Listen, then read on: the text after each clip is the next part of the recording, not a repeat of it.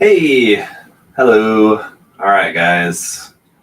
Let me just go ahead and get some stuff queued up here for us to take a look at today. In the meantime, we'll wait a couple minutes while some people start heading in to the chat. But how you guys all doing? It's Friday afternoon, no less. So if you guys are at work and you're able to watch the live stream, then I guess your work's probably not too stressful. But it's the end of the work week.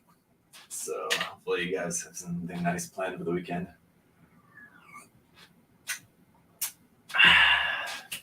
All right. Eduardo's there. Hello, TMJ Studio. Work from home. That's not bad. Can't complain about that. Drez. Hey, what's going on, guys? All right. Let me get this opened up. We'll get to work here. All right. Where do I want to put this? Over here. I'm in my hobby workspace, Eduardo says. Well, there you go. Me too. Let's see. This is what I want. So we don't have a whole lot of stuff to look at today.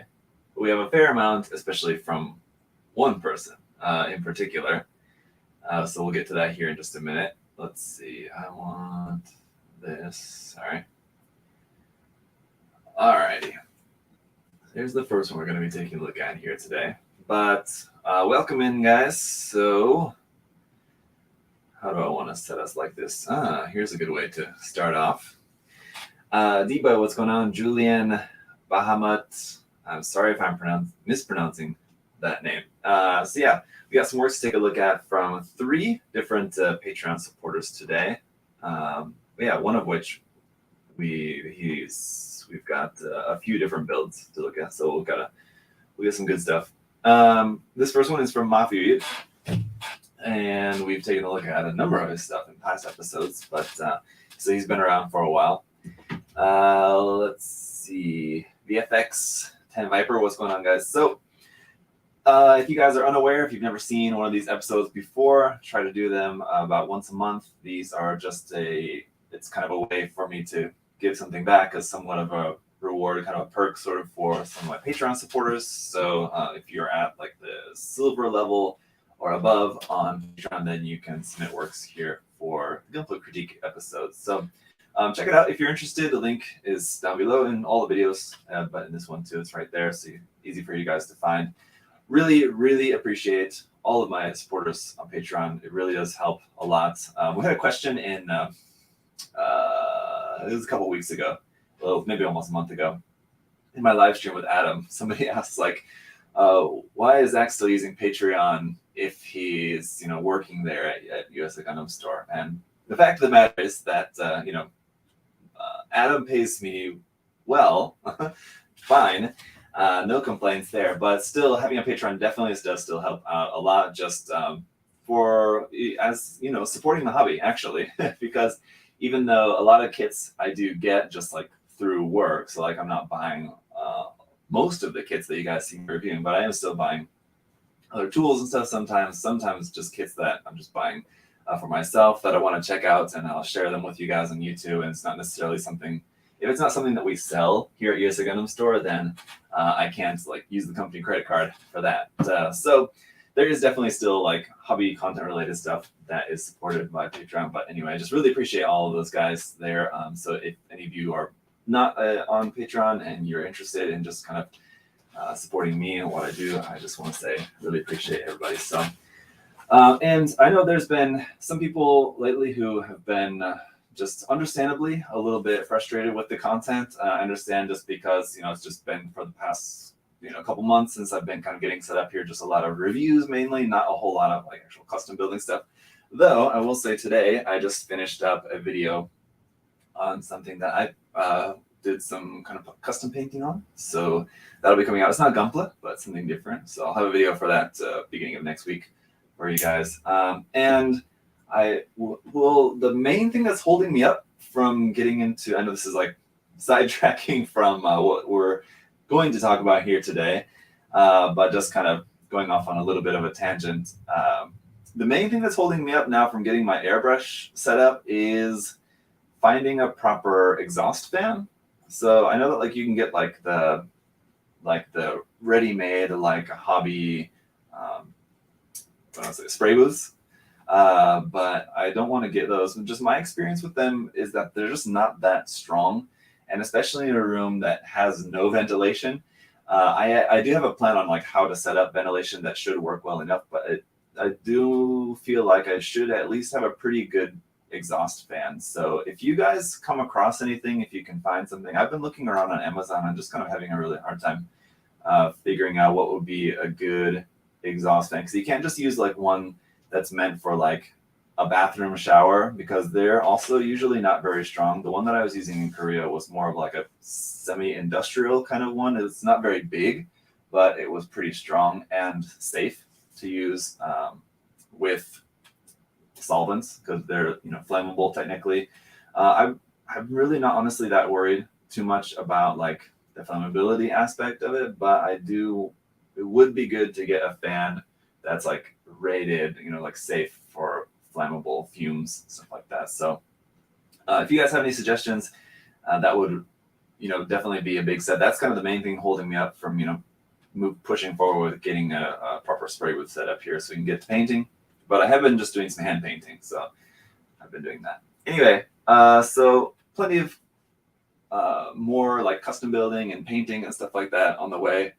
Just been trying to kind of get caught up from the whole moving process. So it's like a couple months where I couldn't really do a whole lot of anything. And I just kind of, now I feel like I'm just kind of getting to the point where I'm caught up to a point that I'm comfortable with in terms of like not being too behind in like reviewing new kits and stuff like that. So now I can kind of start, I feel like I can start to focus some more now on some more like the custom building and painting and stuff, like what we're going to be looking at in today's episode. So, all right. Sorry for the little rant there, a little sidetrack, but let's go ahead and get into it. Anyway, again, just thank you to all my Patreon supporters, and thank all of you guys for just hanging out and, continuing to view the content. If you are, hopefully you're enjoying it. If you are feeling a little bit frustrated with it, then, I understand. And I just really appreciate you guys' patience. It's just kind of taking a lot to get kind of settled in and adjusted and everything here. So let's go ahead and switch up the camera here. Do one of these. What do you like? Like just like that? I think it's fine. Okay, so we're taking a look. Mike is hanging out. I think your caps lock is on there, Mike. Or anyway, it's reversed. But anyway, what's going on, Mike? Okay, so we're taking a look at his Bigro kit. So I believe this would be the old 80s Bigro kit. I didn't know that the base looked like that. I'm sure I've seen it before, but maybe I slipped my mind that the base looks like that. So anyway, this is an old 80s kit. I don't remember what the scale of this is, but it's a smaller scale. It's not 1/44. I think it's like 1/400 scale, something like that. If you guys are unfamiliar, but there's like the unpainted kit. And I imagine the tape is just kind of holding some of the parts together, because I can imagine this kit requires some glue and definitely some like seam removal maybe along some of these parts. So it looks like we've got kind of the unpainted kit here. Mafiu's there in the chat who built this kit that we're taking a look at. He says 1/550 scale. So the same scale as the high grade mechanics line. A line that I kind of wish that they would come back with. They haven't made any high grade mechanics kits. I think there's like only 3 or 4 of them. There's the Dendrobium, the New Zeal, the Valwallo, and what's the other one?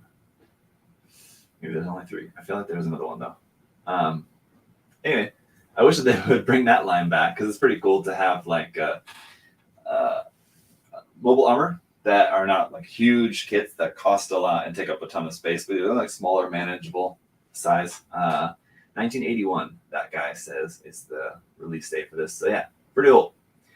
And then we've got a primer shot, which looks very nice. This up along here, I can't tell if that's just like a weird shadow or like some like rough sanding there, like along the top of the eye, but I mean, it's an old kit, so I can only imagine that it's not the most detailed kit out there. You know, especially you can see some really fantastic builds of this. I mean, like on Twitter over the years, I've seen some amazing builds of this, like custom builds or even just like scratch building different versions of this. But you know, these just straight out of the box built and painted these 80s kits. You know, they're not a whole lot to look at. Pretty basic. But here's the finished build, which we'll kind of focus on. But this one is also of the stand, which I don't know if this part of the stand, Matthew, who's here in the chat with us, did you finish this part of the stand as well? Is this just kind of like a before finishing it, or did you leave that part of it unpainted just because it's like kind of unseen? But I'm wondering how you did the base. I imagine the easiest way would have been just doing a simple reverse wash, but you can let us know if that's what you did. So you just paint like a lacquer black first, and then just enamel or acrylic red on top of that, and you just kind of wipe it away. Be the easiest way to go about doing that. You could mask it if you want, but that'd be a lot of masking. I feel like reverse wash would be much easier. It's definitely what I would do. Here on the finished one, the paint looks a bit thick, that red paint, and then the panel lining looks a bit sloppy. I would imagine that it's not intended to be like weathering, but maybe just because of the thickness of the paint, I can imagine that maybe that's the reason why the panel lining was maybe a little bit difficult to clean up. Because you can answer this for us in the chat, how this was painted, whether it was like by airbrush or by spray can or something. But if your paint is too thick, it tends to be like kind of more gummy. I don't know if that's the right word for that, but it does kind of absorb more of the panel line wash when you're putting that on. So it makes it harder to get rid of without then starting to get rid of some of your red paint while you're trying to get rid of it, if that makes sense. So that's why, you know, having like a good solid thin layer of paint actually like works as a bit of a barrier to your airbrush. Oh, okay, he says it was airbrush. Okay, to your panel line liquid. But we do just have this one photo, so it's, you know, it's kind of hard to tell everything into great detail just based off the single photo here. But the paint does look a little bit thick, the red paint. The mono eye looks cool. So I wonder how you painted that. With a kit like this, I can assume it's pretty hollow on the inside. So it would be one, like if you did want to try out adding like LEDs to a kit, getting an old kit like this and just putting any LED in there would be pretty simple, I can imagine. You could even like put a couple in like into the mouthpiece to like look like it's lighting up the beam emitter there on the front of that. Could look pretty cool. Even on like the sides. I mean, like if you drilled out and then like put a clear piece in like for the eye, for the mono eye, and then did something similar like in the mouth, and then there's like drilled holes into these like little bits here on the side, and then just put like a few LEDs in there, just basically just like filled the inside of it, and then just had that on. It would basically have light coming out all your different holes there. When you have just like one body with multiple holes, and you don't necessarily have to put like an LED in each hole, just having a bunch of LEDs on the inside and just light will just come out everywhere. I did that with the Krakenvogel kit, my Machine Career Krakenvogel kit. So, like for example, I just used a string of Christmas lights, and it's like actually like the wire LED lights. So they're like for a Christmas tree, like for like a mini Christmas tree. I just stuffed that all into like the head of the Krakenvogel kits just to have like light coming out through multiple holes in there, something like that. Anyway. It's more the lighting that makes it look weird. Okay, so yeah, maybe just like the lighting's catching a little bit of dust on here. Let's see. Mercenary, what up? The mono eye was done with just done with a Gundam marker. Okay, there you go. I imagine maybe that's like a metallic pink, and just like the way it's catching the light, it doesn't look very pink. It looks like more white, but I think it's probably just because it's catching the light there. So. Anyway, looks good. Is the inside of the mouth painted or not? This like kind of pale green, because that looks like it's the same color as like the base kit here. So like the inside of a mouth, I'm saying, you know, loosely. But is that painted or unpainted? Or maybe it's painted in like a light gray or something. Maybe it's kind of hard to tell. It also looks like the paint is maybe a bit chipped, or is that some like chipping? It's gunmetal. Okay, so maybe if it's the same kind of silvery gunmetal as the arms, maybe it's just catching the light differently or something. And is the like this little bit of chipping around there, is that intentional or not? But some of the stuff, it's kind of hard to tell. And again, like multiple photos would make it more apparent. Not to say not to blame Muffy for only sending this one photo. I'm just saying for you guys and for me to analyze this, to judge this, if it was for a contest or something like that, not being able to see, this is a good reference for like any of you guys if you are, interested in like how feedback or how judging works on like submitting photos for online contests. If the judges are not able to tell if something is intentional or not, then you have to lean on the side of unintentional. So if we can't tell, like this, maybe that was chipping done on purpose, but if it's hard to tell, then I have to basically fall on the side of that it's not on purpose. And he said it was just bad masking. So there you go. It happens. Masking sometimes does that. That seems like that would probably be pretty easy to touch up though. If you just get some of that red paint, and you don't even need to airbrush it really. You could just carefully dab it on there with like a brush really, or even just like a toothpick. Sometimes people like just doing like little ton of touch-ups, so just like with a toothpick. I usually just like to just use a brush, but you touch that up pretty easily. But anyway, it's red, which originally is supposed to be green, right? So just changing the color to red, I think it looks cool. In red with the mechanical arms being in this gunmetal color, kind of makes sense for those arms to be like that. So it's a cool kit. And I imagine there was probably a good amount of work just to prep the kit. Just, like gluing things together and everything like that. So again, just based on what we have here. It was my first time airbrushing, so I just wanted to test out my skills. All right. So yeah, fair enough. First time airbrushing, yeah. First time airbrushing is always, there's a little bit of a learning curve. Honestly, airbrushing, not that difficult to figure out if any of you guys are kind of thinking about it, but you're a little bit worried to give it a try because it seems complicated and difficult. Your first couple of times, you're kind of figuring things out, but after that, it's pretty easy. So your first one, it's always going to be like a really drastic curve.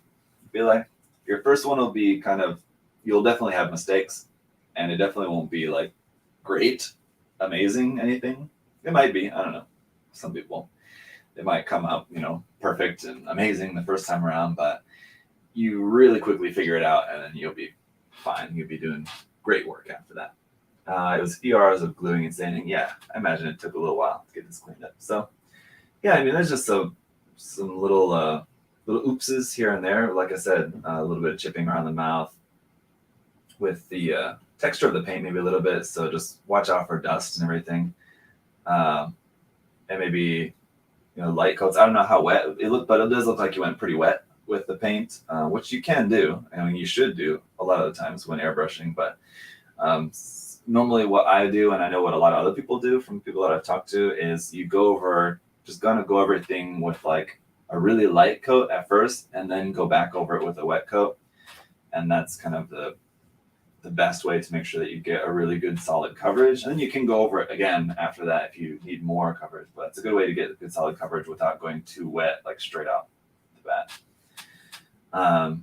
With the paint, if that makes sense. Anyway, and then just like the panel lining around there, just not cleaned up all the way. And again, I don't know if that was intentional in order to just kind of make it look a little bit kind of weathered, like it's just sort of like meant to be kind of like a weathering effect, kind of a smoke or kind of like charred effect around some of these kind of like little vents there.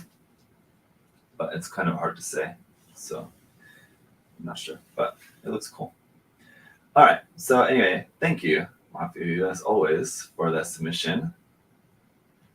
And yeah, usually he's pretty good at sending stuff for us to check out every month. So as always, looking forward to next month's submissions as well. Okay, let me find who's next here. Ryan was next. Yes, I believe. Yeah. Okay. Let me get. That Ryan's work pulled up here for us.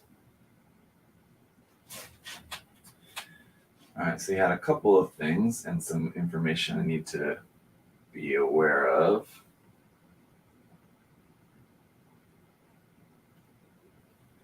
All right, so the first thing here is the Schwalbe Graze, as you can see. I assembled a Graze. Okay, previous email. Hang on.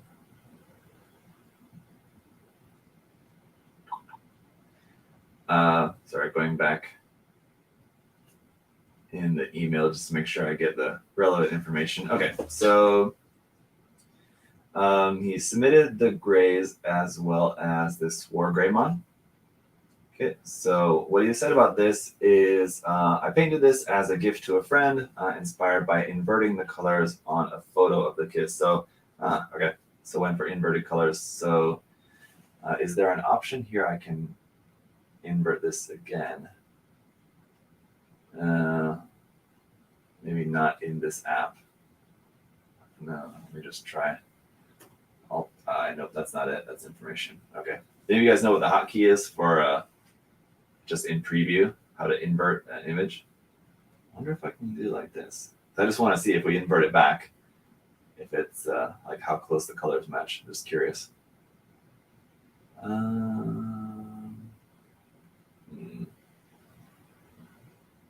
Adjust color. Maybe we can find something here. Shadows. No, maybe not. No, maybe there is no way. I'm just going to Google it real fast because I am really curious. How to invert in preview.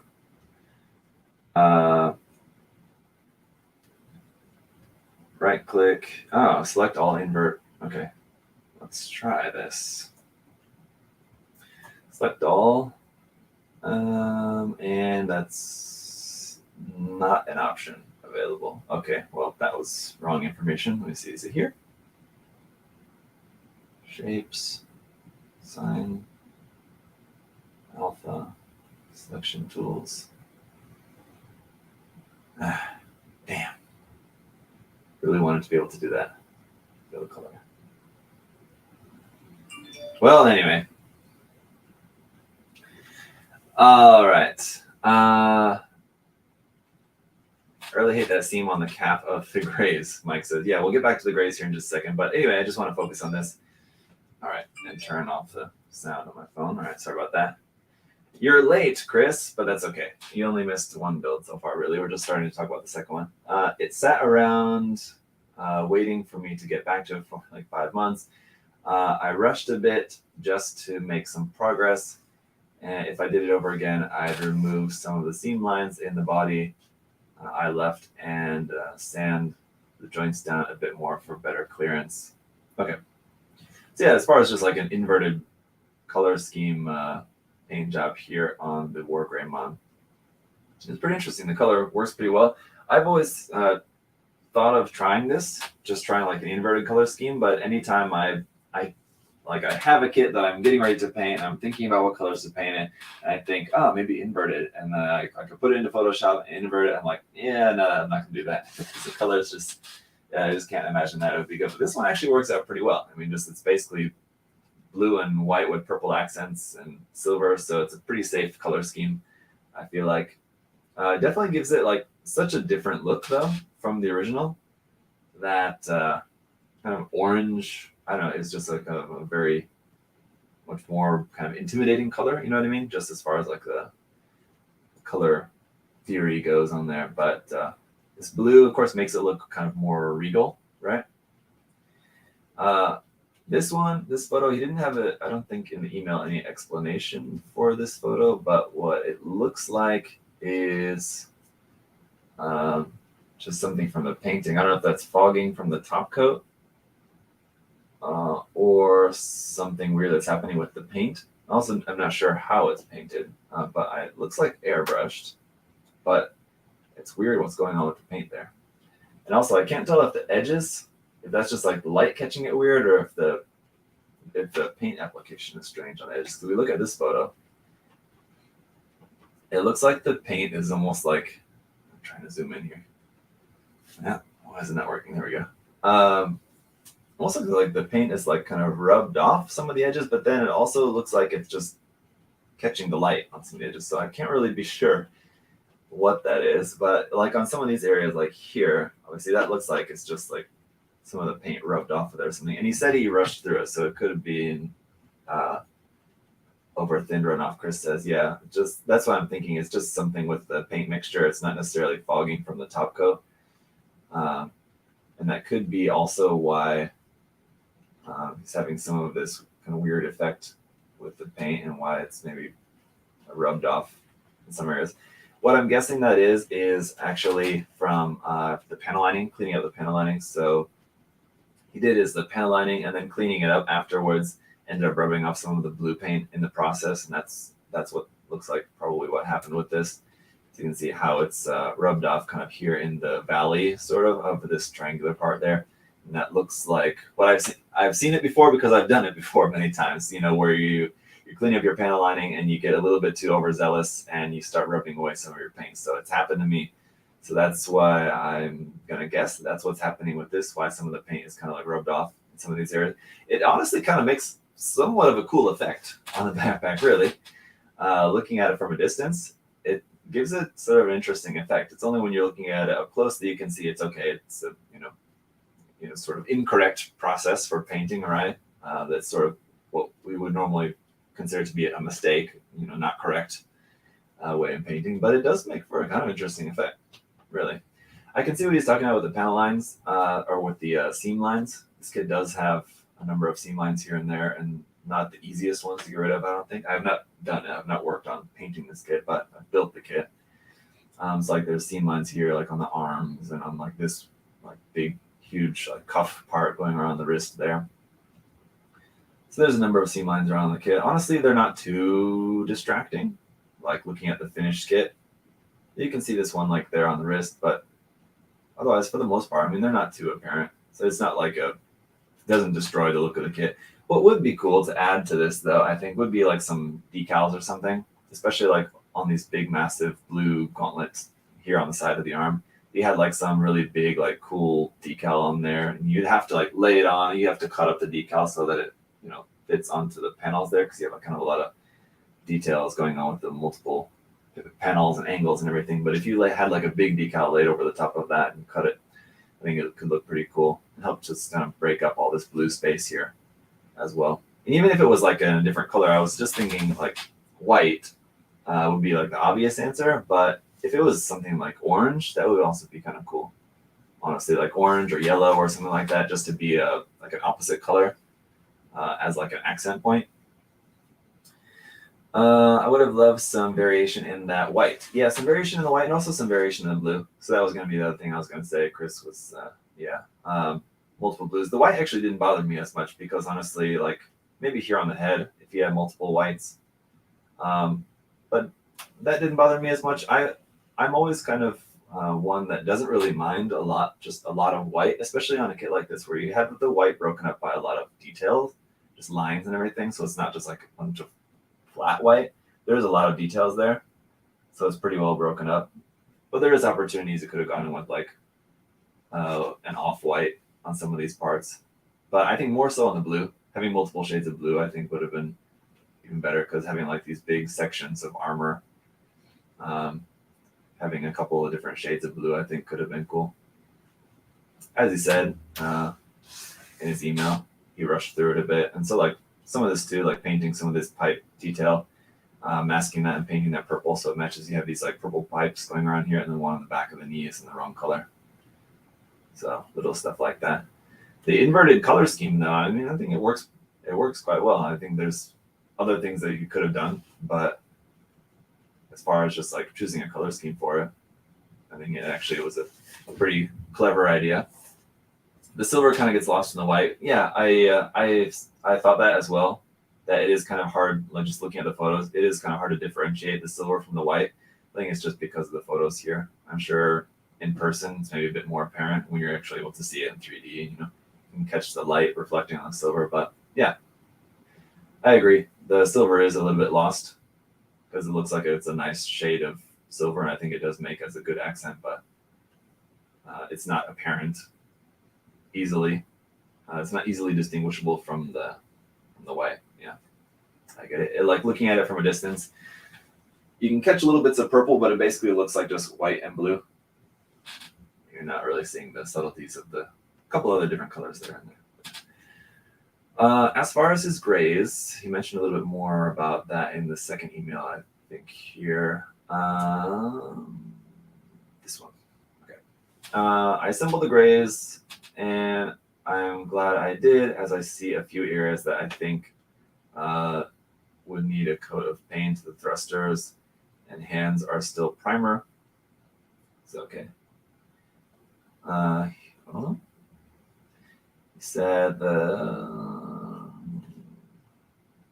thrusters and hands are still primer. I plan to touch up the paint, do some light chipping, and mask the real chipping and hand paint a few details. Okay, so I thought this was just all just white primer, but I guess he's going for just a white color scheme for this. So if that's the case, then yeah, I would definitely say you definitely it still needs some more work on this. So I guess what's primer is these sections here that still look quite rough.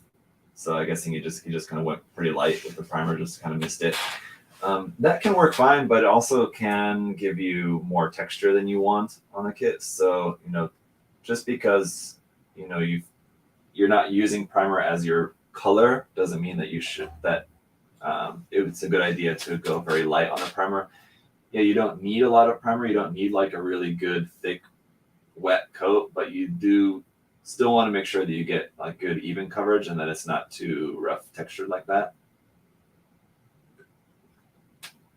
Usually like one good solid coat is enough, whereas like with your main paint color over that, you'll want to go over it maybe a couple of times just to get a good solid color. But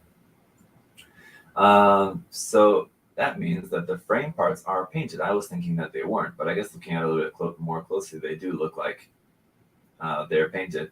But yeah, definitely like doing the all white color scheme, like we were just saying, I don't mind it. I don't mind having a lot of white, but there is still a lot of touch-up work to do. So like painting all these inside areas where you can still see the blue, like that looks like probably that's where your clip was. So that's why there's still a little bit of blue here. You can still see like the blue coming through these parts. And someone was asking Big Viper, I can't always say it, but VFX, blue pre-shading. I don't think it's blue pre-shading. I think you're just seeing a lot of blue shadows because there's lots of areas like on the backside or inside of parts that are blue that are just not painted yet. And I would recommend painting them. It's like here on the inside here, you can still see the blue. On the inside, the back of the arm, you can still see the blue. On the inside of this part, you can still see the blue a little bit. And that's all just from having areas of blue that are not painted. So even if it's an area that's, you know, it's not outside of the armor, you know, if you look at the kit in a certain angle, you're still going to see it, and you're still going to see like the shadow of that. So like this here on the crotch, you can see, you don't see any actual blue plastic, but you still see that blue shadow because there's an unpainted area of blue in there, and it's still casting a blue shadow just because that's how it's catching the light. So I would recommend, and that in particular, this part will probably be fine once you fill that in with panel line wash. You know, if you go pretty hefty with filling that in with panel liner, that'll probably take care of that. But on these other areas, on these parts where it's like the back side of the part, inside of the part where there's still a good amount of blue, I would go in and just touch that up with just by hand brushing it. That's what I always do. You don't need to worry about like masking and getting out your airbrush and doing all that again. You can just hit the inside of these parts just with, and I'll typically just use like German gray. It works pretty well. I wouldn't recommend using pure black because it will be really stark, but German gray is like almost black. It's a very dark gray. It works really well for like just the inside of parts like that. It's like the inside, I don't think we have a good picture. Well, maybe here. So like the back and inside of the shoulders, up inside there, it's pretty dark. So I think it's just because of the shadow, but I can assume that's still probably blue up inside there. But I don't know, maybe that part's painted, but you can see there's still some parts. Another thing that I would recommend, since we're looking at it here, these are safety flags. So I would go ahead and just cut those off and sand those down. That'll just help the overall look of the kit too. Because these are supposed to be sharp points, but just because it's an HG bend, I can't do sharp points. So you have to put safety flags on those, which makes them look a little bit weird. But you can sand those down and just paint or repaint this part as needed. Mike was mentioning earlier about the panel lines or seam line here on the leg of the Graze. Yeah, honestly, a pretty easy kit to modify to get rid of that seam line. I think on this kit, that's like one of the very few seam lines that it has, and on like the standard Graze, and I believe on this Schwalbe Graze as well. I think that's the only seam line. So I believe I showed how to do it in my work in progress on the Graze custom that I painted, which was, let me go ahead and pull it up. Let's see, Zacarias painted custom Graze. It was the Graze Kai, I believe. Where's my video? Maybe I was not specific enough with the title. It was, yeah, it was the Graze Custom, wasn't it? Graze Kai. No, what's the other Graze? Not the Graze Kai, the pink one. Ruseko. That's what it is. Okay. Ruseko. Here it is. This. Let's see. Did I do a work in progress video, or did I do that all in one video? Maybe I didn't do a work in progress on that. I don't even remember now. But I'm pretty sure I showed in a video how to remove that seam line on the Graze leg. If not, someone let me know in the chat if I've not done that in the video. I can show you guys how to do it in a future video. It's pretty easy to do. Anyway, it's a pretty easy modification to make to get rid of this seam line here on the side of the leg. All the HG Graze kits have it, unfortunately, and it's a pain, but it's pretty easy to get rid of. So I'm pretty sure I've done that in a video, though. I glue it together and cut off the back plate off because it has a connection on it. Yeah, basically you have to like cut a little bit off the inside, or you have to like cut this part to separate it, and then you just glue these two panels together. But I can see he's gone ahead and just like chamfered, I believe is the correct word for that. Probably with the hobby knife or something, maybe. Just turned this seam line into a panel line there down the side of the leg, and it doesn't look half bad. A lot of times, turning a panel line or turning a seam line into a panel line, a lot of times it just doesn't really work because it just doesn't fit with the design. And this one, I feel like it's kind of on the border because, like with this, and like with a lot of times, it's where you have like two pieces that are shaped like this going together, and then having a seam line right down the middle. It doesn't really make as much sense. It seems like logically, if it was two pieces like this, the seam line would be going that way. I don't know, that kind of thing. Usually, it just doesn't work with the shape of the piece to turn a seam into a panel line. This one, it's okay. I think it would have looked better if you would have gotten rid of that seam line. The good thing about that is that, like on this particular kit too, is it makes that, if you make that into one solid piece on the side of the calf, it just makes for a really nice shaped piece there on the side of the calf, rather than having it cut and separated into two. It just kind of, I don't want to say ruins, but alters the shape, alters the look of that piece of armor in a way that I think it looks better as a whole. But you guys can let me know what you think.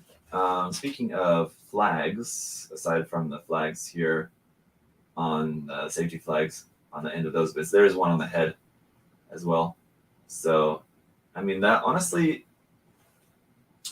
doesn't look too bad. It just has like kind of a part of the design of the antenna, but maybe just like shaving down the sides. So rather than just cutting it off entirely, just file down the sides of that so that it's thinner, I think would look good. But anyway, yeah, I think the all white color scheme can work, but it needs some detail painting. It needs some just like painting in like these little verniers here on the sides of there. Obviously panel lining, decals, all these sorts of things. So it's basically at the stage now where you've got like your base color down, and now you need to kind of go in and just finish all like the details and everything like that. So I think it can work. Still needs a little bit of work. But no, I think doing an all white color scheme on the Schwalbe Graze, I think would look really cool once it's all said and done. Be careful with the decals though, I will say.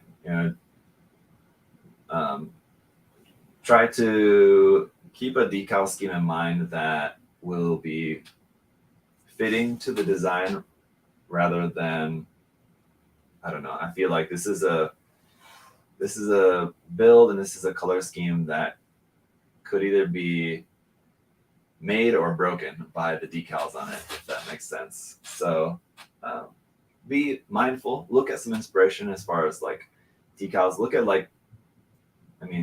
Kotoki will be a good example. It's just with so much white, it reminds me of something Kotoki flavored. You don't have to go that crazy with tons of decals all over the place like Kotoki style, but I just mean not in terms of the number of decals, but just in the size, the shape, the color, placement.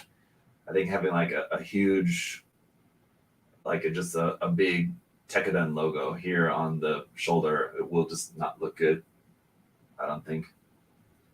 So that's what I mean. Just kind of be mindful. I think just going more minimal and tasteful with the decals will look a lot better than just kind of trying to slap any big logos or something on it. Maybe paint the thrusters in metallic, Geek Eric said. Yeah, generally that's what a lot of people would do. You guys know metallics aren't really my favorite, but I would probably just go for the same color as the inner frame, this kind of purplish gray color for the thruster valves and the hands as well. He mentioned that those were still just in primer, so using that same color for that stuff. But you could paint it so the inside of the thruster valves were cool. So if you had this purplish gray color for the outside and then a bright silver on the inside, that could look pretty cool. Yeah. But thank you for sharing. All right. Thank you, Ryan. So some really cool builds there. And, there's room to improve, but interesting colors. I like the white. I like that you're not afraid to use a lot of white. It can definitely look good. It just takes some just careful planning, I think, on kits like that. All right. So then our third and final guest star here today going to be Edgar, who recently joined Patreon. So thank you, Edgar. He's got a number of builds that we're going to take a look at here, and unfortunately, the photos are kind of mixed and not in order. So we'll go through these. Just a second. I just want to kind of check up on what you guys were saying about that build there in the chat here. Let's see. I think this would excel with a two-tone white color scheme. Mike said, yeah, you could add a secondary tone of white in there on some of those parts. With the grays, it doesn't have a ton of detail on it. So normally on a kit where that has a lot of panel lines and details and stuff, you can just mask off those sections and paint a secondary color. But the grays is kind of doesn't have a ton of detail. It's a really cool kit, and I love it. But as far as having a lot of panel line details and stuff like that on it, it doesn't really have that. It's not the best option. But there's certainly opportunities. Yeah, if you wanted to go for a two-tone white, you could figure it out. All right, so Edgar did have some information about these builds, so I just want to make sure not to miss any of that. Okay, so let me just we'll take a look at his Patlabor kit here. Ingram IBO Custom. Oh, okay. Oh, interesting. I didn't even notice that at first. So this is a past build, he said, but it's probably one that I'm most proud of. It's a kit bash inspired by the Ingram. Oh, nice, yeah. Inspired by the Ingram from Patlabor, using the HG Astaroth, HG Grimgird, HG Jesta, and various Kotobukiya MSG parts. The pistol and shield are scratch built from styrene plastic, and the gold police badge is formed from green stuff epoxy. The build originally started as just a simple paint job on the Grimgird, but evolved into a full kit bash as I got deeper into the build. Yeah, I actually, just looking at the photos, I actually didn't even notice that this was a kit bash at first. I just, my immediate thought was that it's the Bandai MG kit. So, hey, that's a great job on that. I mean, now that I look at it, I can see now that clearly that it's just a head on there, and then like the upper torso, upper body here, and the arms of the Grimgird, and the legs of the, which one did he say? Astaroth? Yeah. So I can definitely see it now, but that's definitely interesting that it wasn't immediately apparent to me. I'm not that into Patlabor, in all fairness, but yeah, I'm sure if I would have looked at it for a minute, I would have figured it out, but that's funny. So yeah, it's successful in that it wasn't immediately apparent to me that it was just a kit bash. So that's pretty cool. Yeah, I think it's really nicely done. The parts work together well enough. I can definitely tell that he added some extra scribing detail like here on the sides of the shoulders. So it looks like there's a little bit of extra stuff like that done on it. Just the parts all work together really well, just like the actual kit bashing of it. Everything blends really nicely. It's not like a jarring, like going from the Astaroth section of the build up to the Grimgird section. It's not a jarring transition between the two. I think everything blends really nicely. So it looks really good. The kit bash section, or the scratch belt sections, the pistol and the shield look really nice as well. I mean, they're pretty simple sections, but I mean, they're very effective. And then the police badge there, just being formed from green stuff. It's a nice job on that too. That as well. I mean, it's just like a small thing, but it looks good. The Kotobukiya parts, I think, like the clear red parts on the top of the shoulder, I think those are from a Kotobukiya option set as well, I believe. So there's a little bit of that, like you mentioned in the email. Well, it looks really good. A lot of white stuff we're seeing today. Let's see. Cool gun too. Pretty sure it's MSG part. No, the gun he said is just scratch belt. There is different Kotobukiya MSG pistols like that, but they're like larger. I feel like it probably wouldn't. If he tried to use just like a Kotobukiya MSG pistol with this kit, it would be too large because the size of those weapons is just kind of all over the place sometimes. And that particular set that has pistols like this, at least the one that I've taken a look at in the past, I know it was they're pretty big for an HG kit like this. So I'm sure he probably maybe tried that and realized it's not going to work. I'm just going to have to scratch build something. And I think it worked out for the best. He means the red siren lights. Yeah, the red siren lights. Yes, those are MSG set. I can't remember which one. I think it's like the set that comes with like the riot shield or something, I believe. Kind of. Now I'm just kind of curious. Kotobukiya MSG. Right here. Yeah. The MSG weapon unit 41 ballistic shield. Mm-hmm. So yeah, it comes with those parts and also the clear red parts there at the crotch. But it looks like the set only comes with one, so we had to get two of the set in order to have two of those. Yeah. Ballistic shield. There you go. Indeed. It also comes with like a police baton, handgun, pistol, shotgun. So it's a very, seems like very Pet Labor inspired set. Anyway, so yeah, great. No, it looks really nicely painted. I like the kind of gunmetal color used for the pistol there, compared with just like this nice matte black on the body of the kit itself. The white looks nice. It's not really like too bright white. It's a nice kind of light gray, off-white kind of color, which it's kind of hard to tell, but I'm gonna guess that maybe that's either a gray or black primer underneath there, and like the white built up on top of that. It looks to be that way, not like white on white, which is probably what I would have done instinctually, just to get like a really bright white. But this has the kind of more deep white look to it. So no, I really like that. Okay, then his other build here was his contest build from the recent Battlelog contest. So this was my entry in the Battlelog contest. Just reading his email now. He says, I was absolutely blown away that I made it as one of the finalists. So I would really appreciate knowing what it was good with the build. Could do better next time. The build was really inspired by those synthwave, vaporwave cityscapes that you see all over the internet.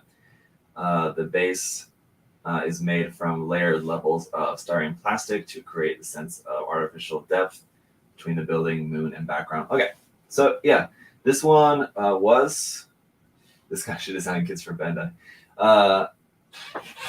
This one was one of the kind of finalists, one of the honorable mentions in the contest, because we did really like it a lot, the judges and I.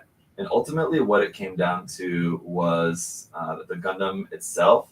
We just felt didn't really excel in like the details on the kit itself.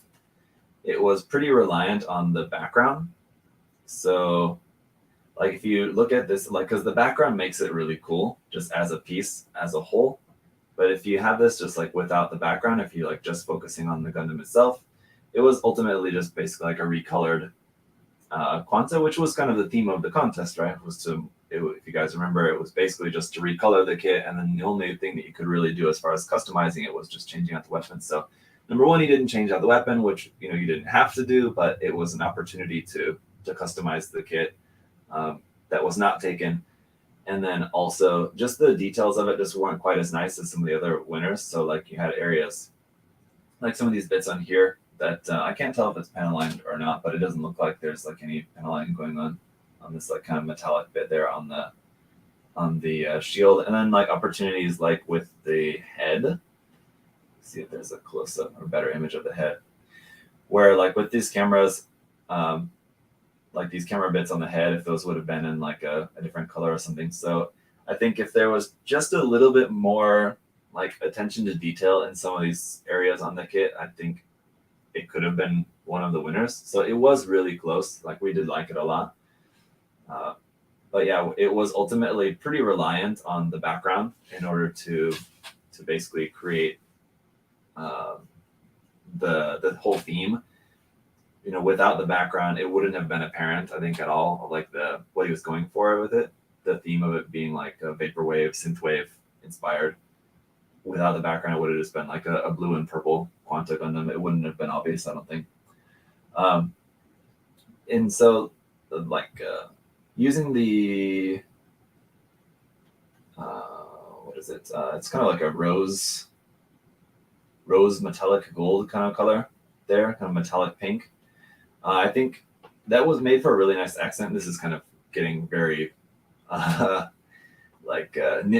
but just personally, I think that made for a nice accent color, but a bit too much of that when you start using the same color up on here on the weapons and the backpack. I think like for these the missiles, if those would have been like just white or something, and then like this sort of like radome camera lens kind of thing here, if that would have been a different color or something instead of the same color that you used for the accent. So it kind of seemed like you had like this set of like these 4 colors you were going to use, and you weren't going to use any other colors other than that. But so I think there were opportunities where you could have used maybe a couple of other different colors in here for some of these details that really would have kind of made it set it off. But here, as it is, it just looks like you're kind of limiting yourself as far as like what colors you wanted to use on this. Like I said, again, I think just a little bit more time spent on just some of the details around here would have improved the look of the kit overall. And with it being reliant on the background to sell the theme of it is not a good or bad thing necessarily. It's just something that we had to take into consideration.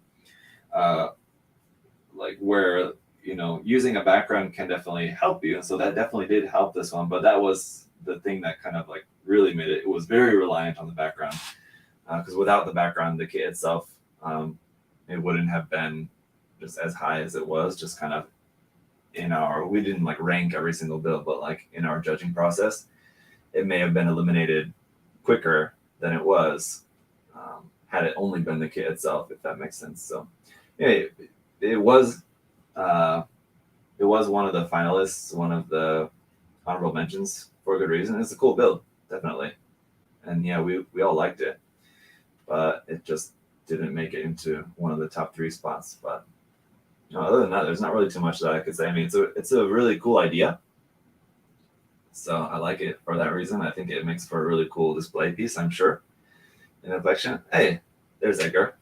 Okay, I didn't know if he was there in the chat earlier, but good to see you're here now. That's good. Without the background, it's very Easter colored. Yeah, so you get what I'm saying here. It's a Miami sunset from Turbo Dork. Oh, okay, yeah, I thought it looked very familiar, but there you go. So that's cool. Anyway, so yeah, that's basically everything on that. Otherwise, I mean, as far as just like what's there, the paint looks smooth. Like all the panel lining, everything, the decals look pretty good. It's just that I think it could have just been a little bit more done on it. Basically, was the main thing. Was stuck in a meeting. All right. Well, good thing that we saved you for last then, so at least you can see some of this. You can go back. We just finished talking about your pilot board kit just before. And that means that'll bring us to the last one we can take a look at here today, which is still a work in progress here, obviously. Let me pull up his email so I can read you guys the information on this. Let's see. Here we go. So this is a Ifrit Jaeger Spartan Emil. I'm not sure if I'm pronouncing that correctly. There is, and again, apologies, guys. Oh, here's the work in progress photo on the base, just to show you guys that. So that's cool. And the weapons and everything. I'm sorry the photos are out of order, so I'll make sure I show you guys everything as much as possible. So anyway, this is my current work in progress, he says. It's a custom build inspired by the Spartan Emil.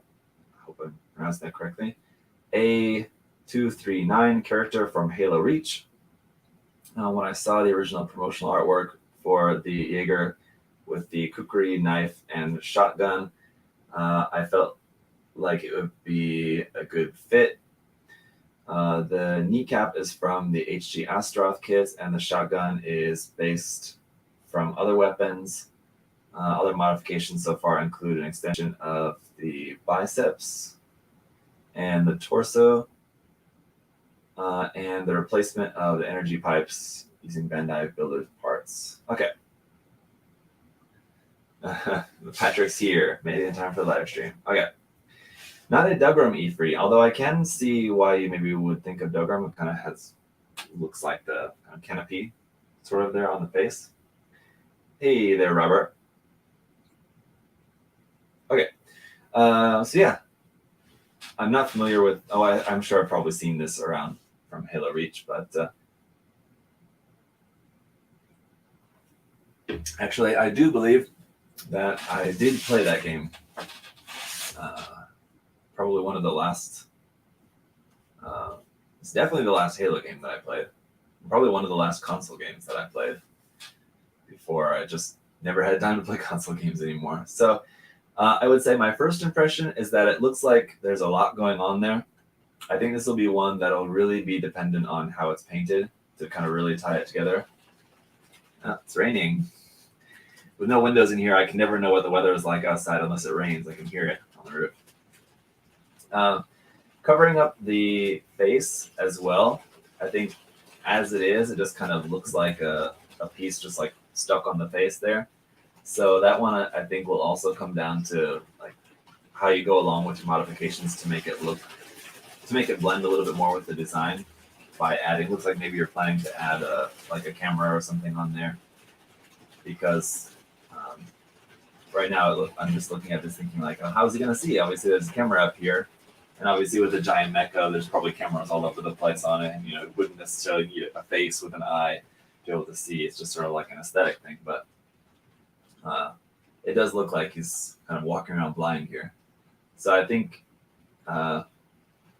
it needs enough development in here in the face part to make it look convincing that it's actually like a mask, or like actually part of the head, rather than just like a piece just kind of like glued to the face. But again, it's really hard for me to look at something like this, and I just have to imagine how it's going to look painted, because it's hard to really say what's going to look good and what's not at this point, because something may not look good at this point, but then once it's painted, it's going to look really good. It's going to look really cool. So with kit bashes like this, when you're just looking at it completely unpainted, it's kind of hard to know what's going to ultimately look good or not. But so I would say at the moment, yeah, it looks like there's just kind of a lot of stuff going on.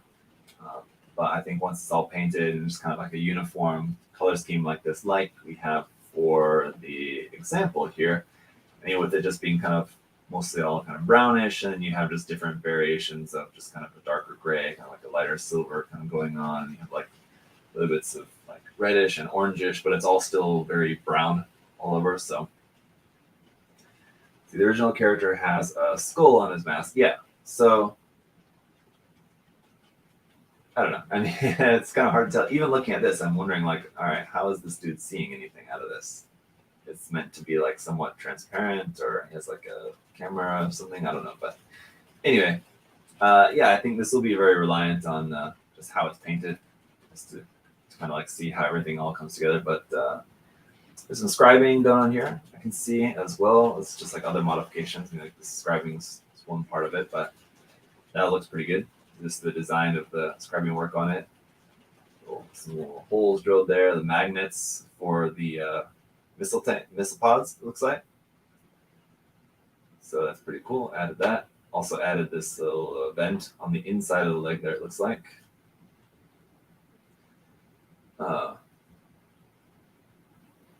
Yeah, the knife is very large.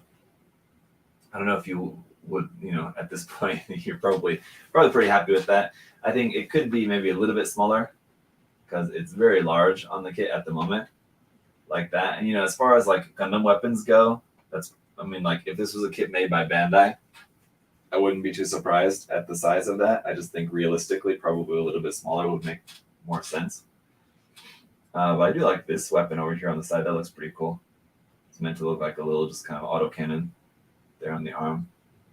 Pretty interesting. The asymmetry with the knees, I think, is going to look cool. Again, once that's painted, I think that's going to look nice. This one being sort of like a Zaku Sniper inspired knee there, made to look like it's meant to kneel down on that knee. That was pretty cool. And then changing out the hose for the Bandai Builders parts, that's definitely an improvement there with those. That looks a lot better, for sure. The asymmetry of the shoulders looks cool. That's nice. So yeah, I'm excited to see how this looks, moving forward. Once we see it with some paint on it, I think even just seeing it with a coat of primer will really tie it together, and we can kind of really get a much better feel for how it's going to look. But I think it's an interesting concept.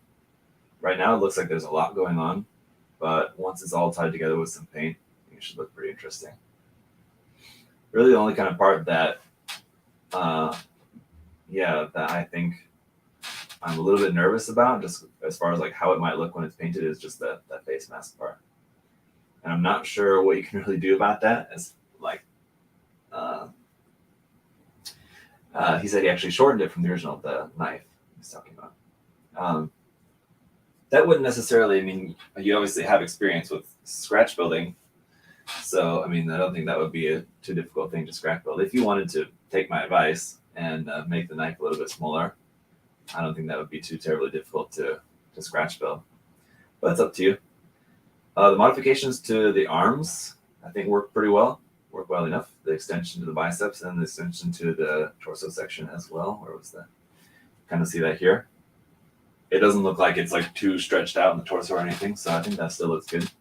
It's just that face mask piece. So if you have a plan for like more modification to that to kind of make it a little bit more blended into the design, or any other plans on like how that might be painted or something in a way, at the moment, it's just kind of hard to picture how that's going to fit in with the design, just because it's just a very different shape. Just how that's fit onto there. But I don't know. We'll see. Right now, otherwise, yeah, I think that's kind of all I can really say about it.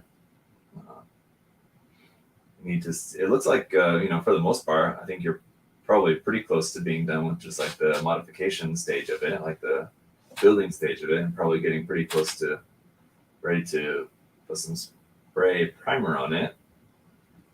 That would be a good point to kind of just check to see how everything's looking, make sure you're liking how all the shapes and details and everything are looking. Once it's all in one solid color, you can kind of see what further changes you might want to make before you actually go in and start painting it. But I think it's a cool concept. It's looking interesting. All right, so that is it for today. Hey, there's Francis Rivera Jr. What's going on, Francis? Like a wrist-mounted SMG, indeed. Looks like a fun paint job. Hey, all right. So that's gonna be it for today for this episode, guys. Thanks so much for hanging out. It looks like at least, let's see, Edgar and Mafuyu were here. Ryan was not here, I don't believe. Ryan was not here. But Ryan, later on when you're watching the video, hopefully that was helpful for all of you guys. Thank you so much. Yes, it has been a while. How do you do, Francis? Francis is an old college buddy of mine, so not too many of my like old friends, I think, like keep up with like what I'm doing as far as like a Gunpla and all this stuff. But Francis is around. So what's going on, buddy? So yeah, thank you again to just all of my Patreon supporters. You guys are awesome. I really appreciate y'all, and to the guys who submitted for today's episode.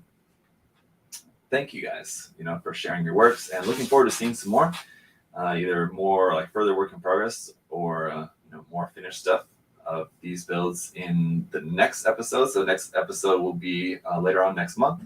So again, I try to do these episodes about once a month, and if you're interested in submitting works for future episodes, you can check out my Patreon page. Link is down below. And the other thing that we have there for my Patreon supporters is we have Discord. So for everybody there on Discord can always reach out. I mean, you don't necessarily have to wait for these episodes. People are always sharing stuff they're working on and asking questions and talking about new stuff coming out and sharing, recent stuff that we've bought. And there's all sorts of stuff we're talking about there or on the Discord channel, Discord server. Anyway, that we have for my Patreon supporters. So that's something else cool. You guys, if you're interested in joining, you can check that out. I try to be available as much as possible on there and chime in on stuff, but it's a good time. So anyway, can I send you the information I mentioned earlier? Robert, sorry, what did you mention earlier? I've got a detailed description of an MS loadout for a fan fiction. Yeah, by all means, yeah, you can send that along. I'll take a look. If any of you guys, if you don't necessarily have to be a Patreon supporter or be in the Discord if you have questions, or if you want me to just give some feedback or advice on a build you're working on. People are always sending me messages, just either like on Instagram or on Facebook. It's kind of the best way to do it. Yeah, I'm available. Feel free to send stuff anytime. I'll happily take a look or answer questions as best I can. So reach out, guys. Awesome Gunpla critique today. See you next time, Zach. Thank you. All right, I'm all. Yeah. Thank you, guys. Happy Friday. Hope you have a great weekend. Next week, I don't know what I have on the books for next week as far as any live streams. So I'll let you know. I think Mike was asking in the live stream the other day on the Raider Gundam. Go back and check out that live stream if you didn't see that on the Full Mechanics Raider Gundam. It's a really, really nice build. So that review will be coming out for you guys soon. But as far as answering what Mike was asking at the end of that one, what's going to be the next live build, I don't know still. So I'll take a look at that today before I leave the office here in a little bit. what are some good options, and I'll maybe post a poll up on my YouTube community tab, and you guys can vote what you'd like to see for a live stream build next week. USA Gundam stream next week. Yes, Jamie. So yeah, obviously we didn't do a live stream this morning, Adam and I, because Adam is on vacation today, actually. So I think it's for his anniversary, I believe. He's on a trip with his wife. So he's not in the office today. So yeah, we'll do the live stream on the USA Gundam TV channel next week instead of today. Obviously, we didn't do that this morning. How about a certain Kitbash project? Yes, Patrick, yes, thank you for the reminder. I need to find a DOM kit. So if any of you guys have an HGC DOM that you don't mind getting rid of, reach out and I'll gladly take it off your hands. Patrick has been reminding me, thank you very much, Patrick. Before I left Korea, we did a kind of event during a live stream where you guys were able to kind of basically vote on a project for me to do, kitbashing, and basically what it ended up being the result of that was that for me to do a kitbash between HG the O and a HG DOM. So I have the O, but I don't have a DOM. So if any of you guys have an HG DOM, that will help me get started on that project. For the moment, I don't have a DOM. I do have a DOM chopper, that's true. I could use the DOM chopper, I suppose, but you need a DOM and not the O. So, yeah, I know. Usually you would think the O would be the harder one to find, but no, I've had the HG the O kit for a little while, and it actually just was reprinted. So we actually just had some in stock last week for about 5 minutes, and they were sold out. So we didn't get very many of them, but yeah, the Gundam Asmodee, yeah, Ray, the Gundam Asmodee is another one that I already have built up. Actually, it's just over here in my review queue. So I have a stack of kits that are already built. I just need to review them. So that'll be reviewed for you guys soon, along with the Aesculapius and a number of other different Gundam kits as of late. But yeah, HG DOM. If any of you guys have one, send me a message. But yeah, that's kind of the main thing holding me up from getting started on that project. But don't worry, Patrick, I have not forgotten. So yes, that is a custom kitbash project that I'll be working on in the future. DOM and the O kitbash. Still thinking about that. What'll be the best approach? But it'll be a fun one either way. I still think probably like the O legs and maybe backpack sort of combination with like the torso and arms of the DOM. And then, I don't know. We'll see. It'll be interesting. So, all right, guys. Thanks so much for hanging out today. And we'll see you for a live stream again next week. And then just plenty of other videos and other content in between. So stay tuned. Bye, y'all.